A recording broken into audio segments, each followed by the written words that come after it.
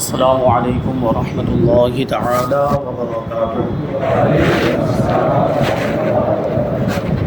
نحمده ونصلي ونسلم على رسوله الكريم اما بعد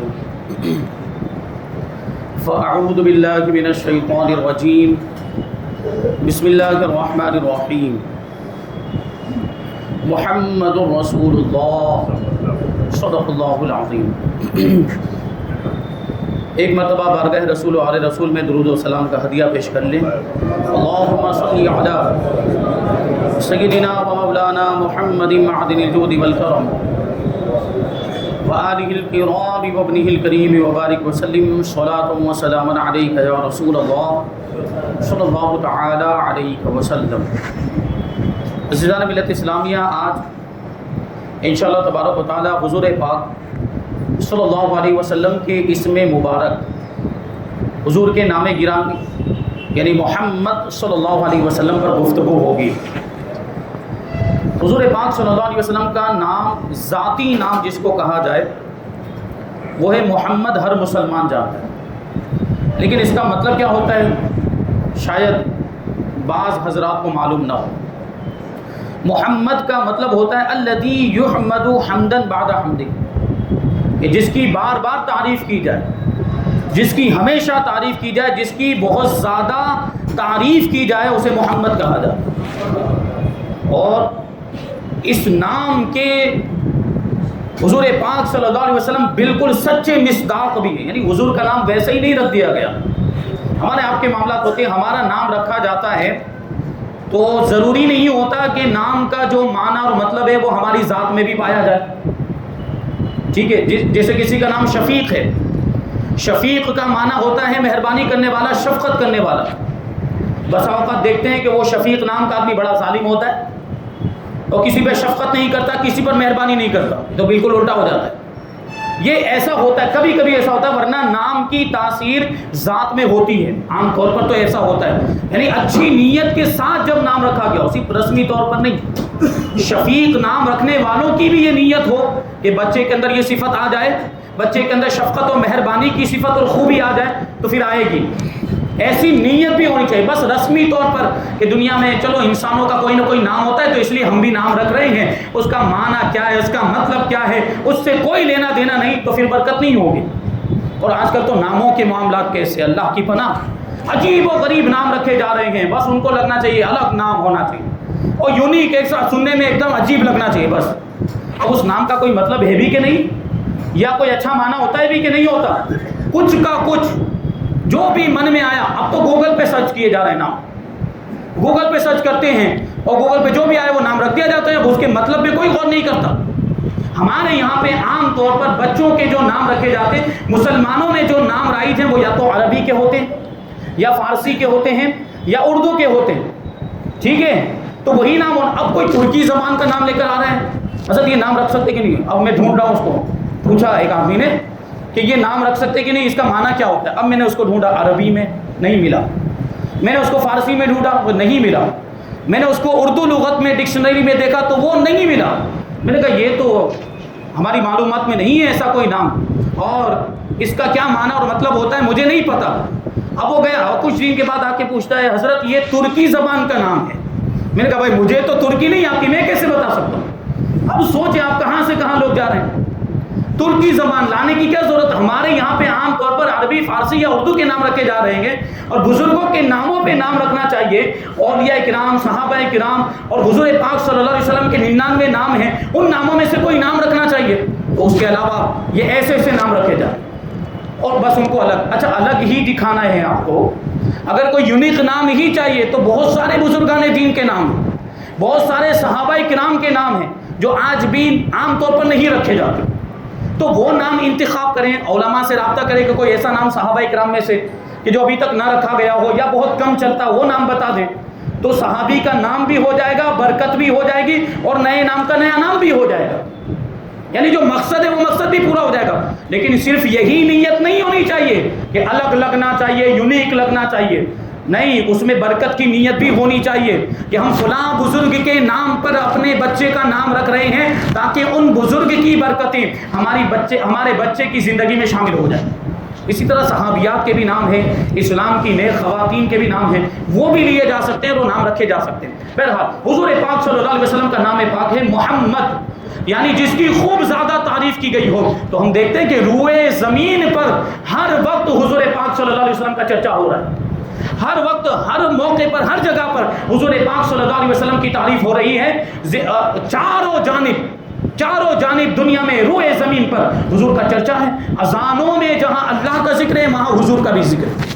اور یہ خدا کی قدرت کہ اللہ تبارک و تعالیٰ نے ایسا دنیا کا نظام بنایا، وقت اور ٹائم کا نظام آپ دیکھیں تو دنیا کے مختلف ٹائم زون ہیں، مختلف علاقوں میں مختلف ملکوں میں الگ الگ ٹائم ہے، الگ الگ وقت ہے، اور اس اعتبار سے آپ اندازہ لگائیں تو دنیا میں ہر وقت کہیں نہ کہیں اذان ہو رہی ہوتی ہے، دنیا میں ہر وقت کہیں نہ کہیں اذان ہو رہی ہوتی ہے۔ اس کا مطلب یہ ہے کہ ہر وقت ہر لمحہ جہاں اللہ کا ذکر ہو رہا ہے، اللہ کے ذکر کے ساتھ رسول اللہ کا بھی ذکر ہو رہا ہے۔ اذانوں میں، نمازوں میں، عبادتوں میں اللہ کے ذکر کے ساتھ حضور کا بھی ذکر ہے، اور فرشتوں کی زبانوں پر بھی حضور کا ذکر ہے، اہل ایمان کی زبانوں پر بھی حضور کا ذکر ہے، اور جنت کے پتوں پتوں پر بھی حضور کا نام لکھ دیا۔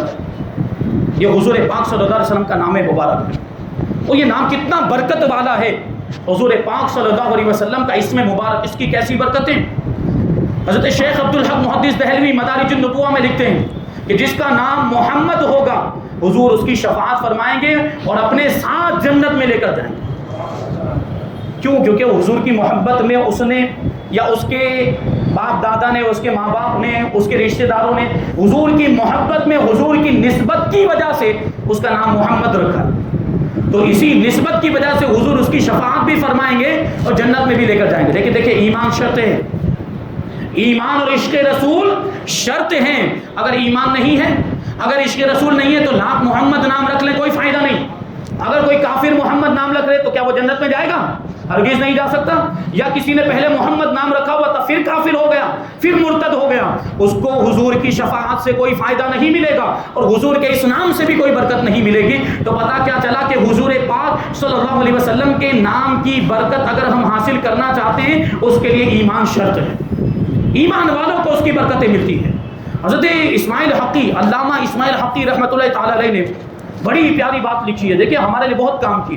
حضور پاک صلی اللہ علیہ وسلم کے نام کی برکت، ارشاد فرماتے ہیں کہ جس کی بیوی حاملہ ہو اور وہ پیدا ہونے والے بچے کے تعلق سے یہ ارادہ کرے کہ میرا جو بچہ پیدا ہوگا میں اس کا نام محمد رکھوں گا، تو اللہ تبارک و تعالیٰ اس کو لڑکا عطا فرمائے گا۔ لڑکے کی خواہش ہوتی ہے نا، لڑکا ہو جائے، بیٹا ہو جائے بیٹی کے مقابلے میں، جبکہ بیٹی تو رحمت لے کر آتی، رحمت بن کر آتی، اور جنت کی بشارت اور جنت کی خوشخبری لے کر آتی۔ حضور نے فرمایا کہ جس کی 3 بیٹیاں ہوں، جس کی 3 لڑکیاں ہوں، اور وہ ان کے ساتھ اچھا سلوک کرے، ان کی ضرورتوں کو پورا کرے، یہاں تک کہ جب وہ بالغ ہو جائے تو ان کا نکاح بھی کر دے، تو اس کے لیے اللہ تبارک و تعالیٰ جنت کو واجب فرما دیتا ہے۔ یہ بیٹیوں کی تربیت کا یہ فائدہ ہے۔ لیکن بہرحال دنیاوی اعتبار سے، دنیاوی معاملات کو دیکھتے ہوئے لوگ بیٹے کی خواہش کرتے ہیں، تو اگر یہ بھی تو اس کا بھی فائدہ کہ اگر بیوی حمل سے ہے اور آپ یہ نیت کر لیں، آپ یہ ارادہ کر لیں کہ جو بھی بچہ پیدا ہوگا اس کا نام محمد، تو انشاءاللہ وہ لڑکا پیدا ہوگا۔ اور آگے دیکھیں اور اس کی فضیلت فرماتے ہیں علامہ اسماعیل حقی کہ اگر کسی کے یہاں پہ بچے زندہ نہ رہتے ہو، مس کیریج ہو جاتے ہوں، یعنی پیٹ ہی میں مر جاتے، مردہ پیدا ہوتے ہیں، تو کبھی ایسا ہوتا ہے کہ پیدا ہونے کے بعد کچھ دنوں کے اندر 4-5 دن کے اندر مر جاتے ہیں، تو کسی کے یہاں اگر یہ معاملات ہوں تو وہ کیا کرے؟ وہ اللہ کے بھروسے پر وہ یہ ارادہ کرے کہ جو بچہ پیدا ہونے والا ہے اس کا نام میں محمد رکھتا ہوں، تو وہ بچہ زندہ رہے گا، پھر مرے گا نہیں۔ اتنی برکت ہے حضور کے نام کی، کتنی برکت ہے۔ اور جس کا نام محمد ہوگا، اللہ کے رسول صلی اللہ علیہ وسلم ارشاد فرماتے، حدیث قدسی اللہ تعالیٰ ارشاد فرماتا ہے وَعِزَّتِي وَجَلَالِي لا يعذب احدا يسمى باسمك في النار۔ اے محبوب صلی اللہ علیہ وسلم، مجھے میری عزت و جلال کی قسم کہ میں اس شخص کو جہنم میں عذاب نہیں دوں گا جس کا نام آپ کے نام پر ہوگا، جس کا نام محمد ہوگا اسے میں جہنم میں عذاب نہیں دوں گا۔ اور پھر اس کی برکتیں گھروں میں بھی ظاہر ہوتی، جس کے گھر میں محمد نام کا شخص ہوتا ہے اس میں رحمتیں نازل ہوتی ہیں اور برکتیں نازل ہوتی ہے۔ حدیث پاک میں کہ ما من بیت فیہ اسم محمد الا نما ورزق جیرانہ، فرمایا گیا کہ جس گھر میں بھی محمد نام کا کوئی شخص ہوتا ہے تو وہ گھر میں برکت ہی ہوتی ہے، اس گھر میں رزق خوب زیادہ آتا ہے اور ان لوگوں کو روزی میں برکت ملتی ہے، اور صرف ان گھر والوں کی روزی میں برکت نہیں ہوتی بلکہ ان کے پڑوسیوں کی روزی میں بھی برکت ہوتی ہے۔ کتنا پیارا نام ہے محمد صلی اللہ علیہ وسلم، اور جس کا نام محمد ہوگا وہ جنت میں داخل ہوگا ایمان کی شرط کے ساتھ۔ حدیث پاک میں اللہ کے رسول صلی اللہ علیہ وسلم نے ارشاد فرمایا کہ اذا کان یوم القیامت نادا منادن، کہ جب قیامت کا دن آئے گا تو ایک ندا دینے والا ندا کرے گا، ایک پکارنے والا پکارے گا، الا لیقم من اسمہ محمد فلیدخل الجنہ لکرامت اسمہ صلی اللہ تعالی علیہ وسلم، سنو وہ شخص کھڑا ہو جائے جس کا نام محمد ہے۔ سبحان اللہ، تو بولے ہاتھ بہت خاموش، اتنی پیاری پیاری باتیں ہو رہی، یاد پتہ نہیں کیا ہوا ہے، ورنہ ہر جمعہ کو تو جواب ملتا ہے، رسپانس ملتا ہے، لیکن آج پتہ نہیں کیا ہو گیا۔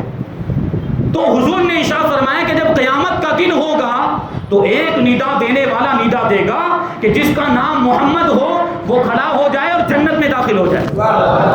اور یہ کیوں ہوگا؟ یہ حضور پاک صلی اللہ علیہ وسلم کے نام کی کرامت، آپ کے نام کی فضیلت اور آپ کے نام کی برکت کی وجہ سے ہوگا۔ کتنا پیارا نام ہے، اور اس کی برکتیں اور ملاحظہ کریں، بہت ساری روایتوں میں آیا اور اس نام کی فضیلتیں بیان کی گئی ہے۔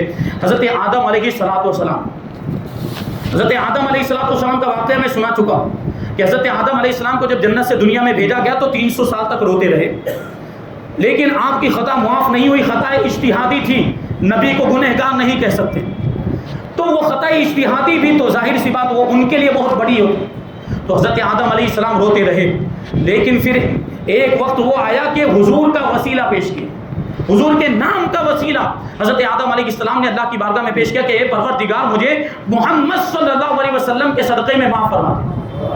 تو اللہ نے پوچھا کہ آدم تم نے محمد کو کیسے جانا؟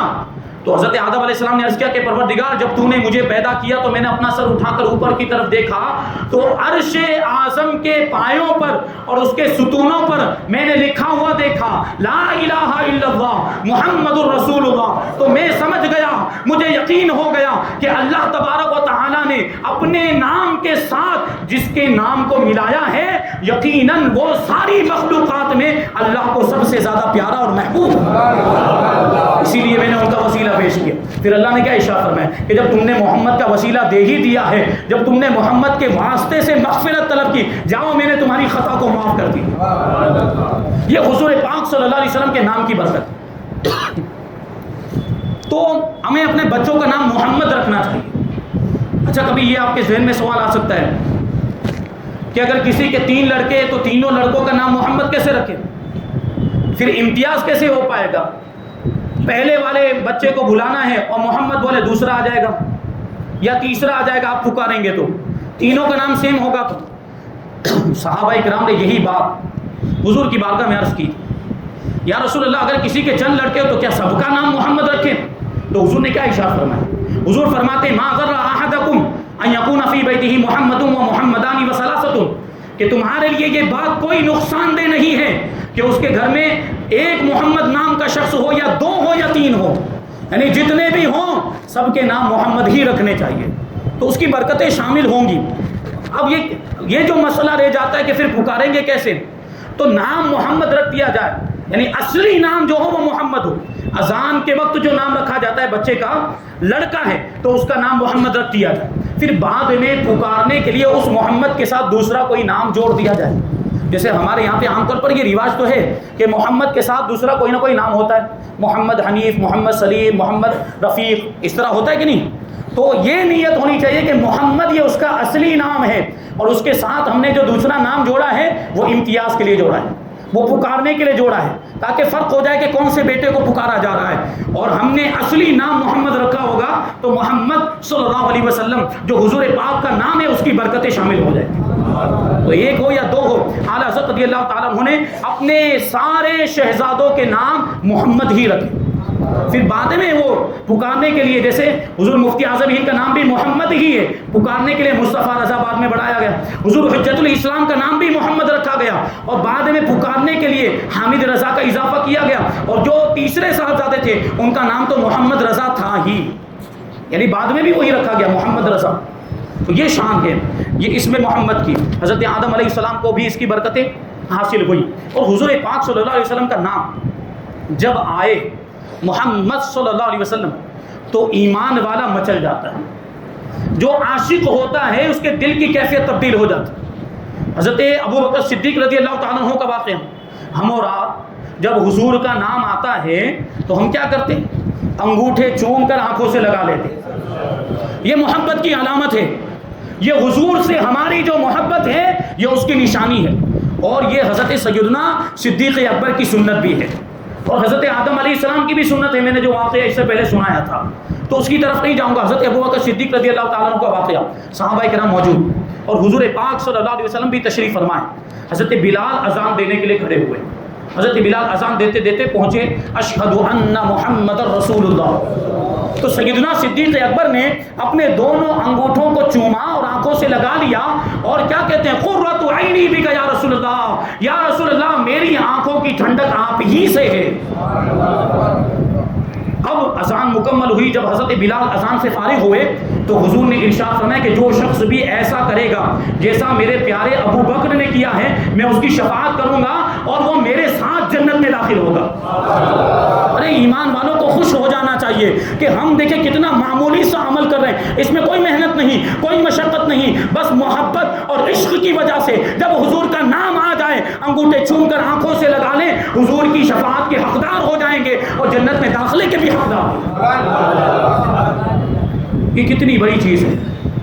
اور پھر دیکھیں آگے حدیث پاک میں فرمایا گیا کہ من سمع اسمی فی الاذان فقبل ظفرے ابہامیہ ومسح علی عینیہ لم یعم ابدا. یہ ہاتھوں کو ہم آنکھوں سے چوم کر لگاتے, آخرت میں تو اس کا فائدہ ہوگا انگوٹھے جو چومتے ہیں, لیکن دنیا میں بھی اس کا فائدہ. اس روایت کو سنیں, اللہ کے رسول ارشاد فرماتے ہیں کہ جو اذان میں میرا نام سنے, جو اذان میں میرا نام سنے اور اذان میں میرا نام سننے کے بعد اپنے انگوٹھے کے ناخنوں کو چوم کر اپنی آنکھوں سے لگا لے, وہ کبھی اندھا نہیں ہوگا, وہ کبھی اندھا نہیں ہوگا, اس کی بینائی سلامت رہے گی. دیکھیں کتنا فائدہ ہے حضور پاک صلی اللہ علیہ وسلم کے نام میں کتنی برکتیں. تو یہ انگوٹھوں کو چومنا یہ حضرت سیدنا صدیق اکبر کی سنت ہے. یہ کوئی بدعت نہیں, یہ کوئی ناجائز نہیں ہے, یہ تو محبت کی نشانی ہے. تو عاشقان مصطفیٰ اس پر عمل کرتے ہیں, ایمان والے اس پر عمل کرتے ہیں, اور جن کے دل میں حضور کی محبت نہیں ان کو اس سے چڑ ہوتی ہے کہ کیوں چومتے ہیں. تو سیدنا صدیق اکبر پر اعتراض کریں, انہوں نے بھی تو چوما تھا, تو ہم حضور پاک صلی اللہ علیہ وسلم کے نام مبارک کو چومتے. اچھا ایک مسئلہ یہاں پر یاد رکھیں کہ یہ جو ہم انگوٹھا چومتے ہیں تو کچھ مقامات ایسے آتے ہیں, آپ نے علماء کو دیکھا ہوگا کہ وہ نہیں چومتے کچھ جگہوں پہ, کچھ خاص جگہوں پہ, ورنہ تو ہر جگہ چومنا ہے, یہ محبت کی نشانی. تو وہ دو جگہ ہیں جہاں پہ ہمیں یہ چومنا نہیں ہے. جب قرآن کی کوئی آیت پڑھی جا رہی ہو اور قرآن کی آیت میں اگر حضور کا نام آ جائے, جیسے عام طور پر فاتحہ پڑھتے ہو تو آیت کریمہ آتی ہے ما کان محمد ابا احد من رجالکم ولکن رسول اللہ وخاتم النبیین, وہاں نہیں چومنا.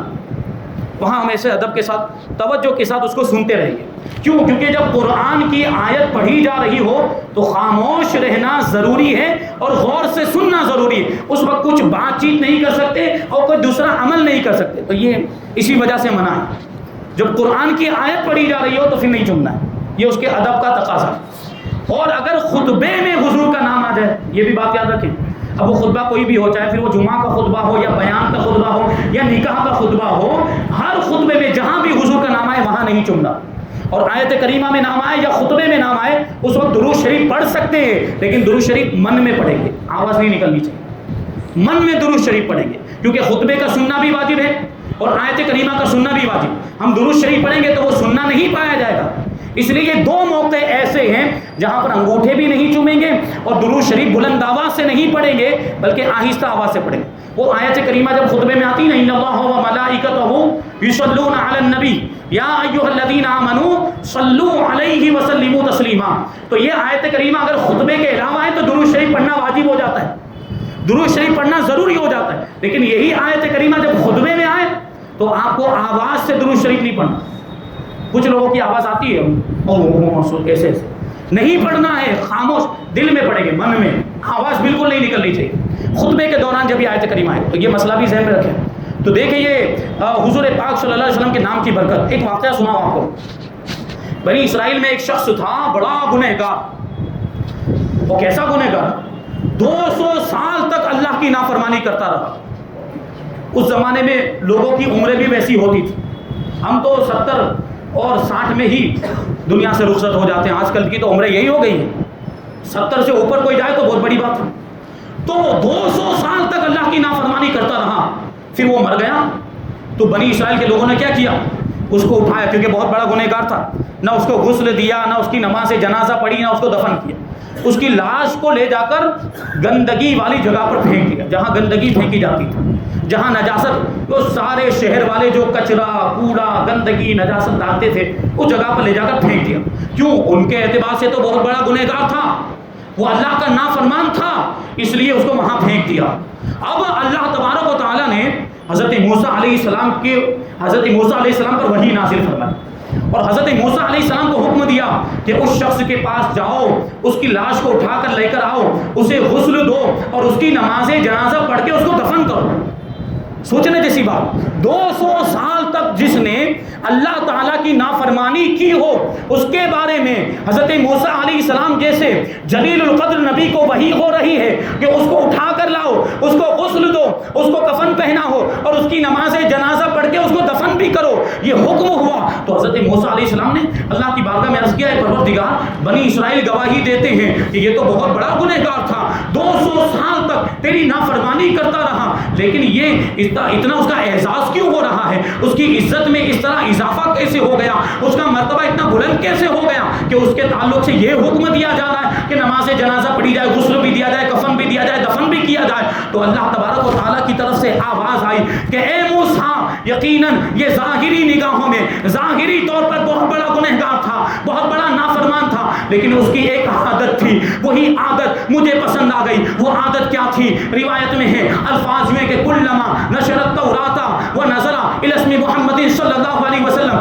قبلہ و وضعہ علی عینیہ و صلی علیہ وشکرت ذلک لہ وغفرت ذنوبہ وزوجتہ 70 حورا.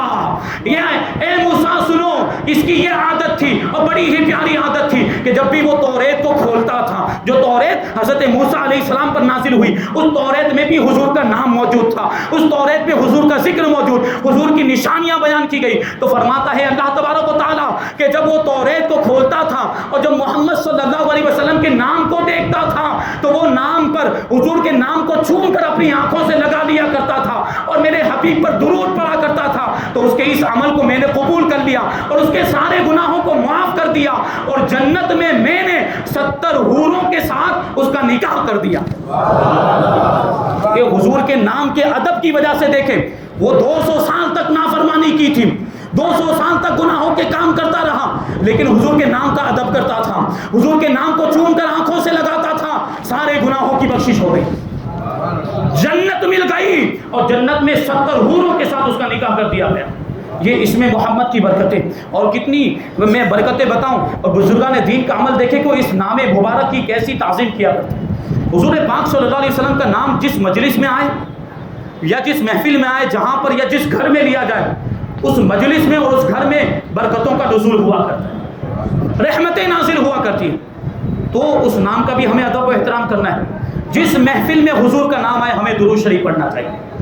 آیت کے علاوہ، خطبے کے علاوہ، جہاں بھی حضور کا نام آئے، بیان میں بھی، اگر جیسے یہ بیان ہم کر رہے ہیں، اس میں جتنی بھی مرتبہ محمد، جو حضور کا ذاتی نام ہے محمد صلی اللہ علیہ وسلم، وہاں پر یہ درود شریف ہمیں ضرور پڑھنا چاہیے. یہ ہماری محبت کی علامت.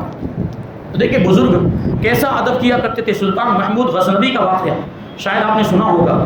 ایک مرتبہ دربار میں اس کا جو وزیر تھا، جس کا نام تھا ایاز کے بیٹے کا نام تھا محمد. تو ایک مرتبہ سلطان محمود غزنوی نے ایاز کے بیٹے کو پکارا تو محمد کہہ کے نہیں پکارا، اے ایاز کے بیٹے ادھر آؤ، پانی لے کر آؤ.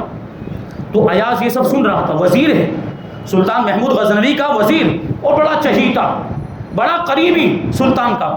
تو اب وہ فکر مند ہونے لگ گیا کہ روزانہ تو سلطان جب میرے بیٹے کو بلاتا تھا تو نام لے کر بلاتا تھا، محمد کہہ کر بلاتا تھا، آج اس کو نام لے کر نہیں بلایا بلکہ میرا نام لے کر کہا، اے ایاز کے بیٹے یہاں پانی لے کر آ، یعنی میرا نام لے کر اس کو پکارا.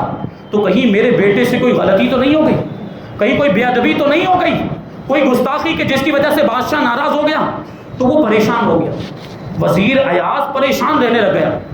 تو اسی پریشانی کے عالم میں جب بادشاہ نے اس کو دیکھا تو پوچھا کہ تمہاری پریشانی کا سبب کیا ہے, کیوں پریشان لگتے ہو, کیوں فکر مند لگتے ہو؟ تو ایاز نے کہا کہ اس دن آپ نے میرے بیٹے کو اس کا نام لے کر نہیں پکارا, محمد کہہ کر نہیں پکارا, بلکہ میرا نام لے کر بلایا کہ اے ایاز کے بیٹے یہاں آ, اور اے ایاز کے بیٹے پانی لے کر آ. آپ نے محمد نہیں کہا, محمد کہہ کر نہیں پکارا. اس کی وجہ کیا تھی؟ اسی وجہ سے میں پریشان کہ کہیں میرے بیٹے سے کوئی بے ادبی اور گستاخی نہ ہو گئی ہو جس کی وجہ سے آپ ناراض ہو گئے, اس وجہ سے میں پریشان رہنے لگا. تو بادشاہ نے جواب دیا نہیں, پریشانی کی کوئی بات نہیں ہے, پریشان ہونے کی کوئی بات نہیں ہے, فکر مند ہونے کی کوئی ضرورت نہیں ہے. وجہ صرف اتنی ہے کہ جس وقت میں نے ایاز تمہارے بیٹے کو بلایا اس وقت میرا وضو نہیں تھا, کیونکہ تمہارے بیٹے کا نام حضور کے نام پر رکھا گیا. تو مجھے حیا آ رہی تھی, مجھے شرم آ رہی تھی کہ لفظ محمد میری زبان سے ادا ہو اور میرا وضو نہ ہو, بغیر وضو کے میں حضور کا نام لوں.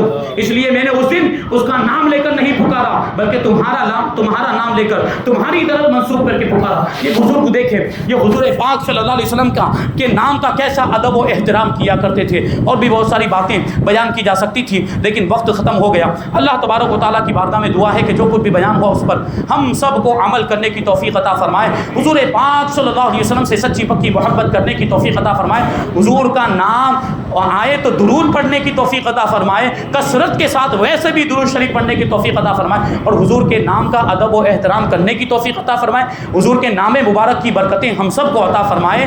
مذہب اہل سنت و جماعت مسلک اعلی حضرت پر ہم سب کو قائم و دائم رکھے اور اسی پر ہم سب کا خاتمہ فرمائے. وما علینا الا البلاغ. السلام علیکم. سنت ادا کریں.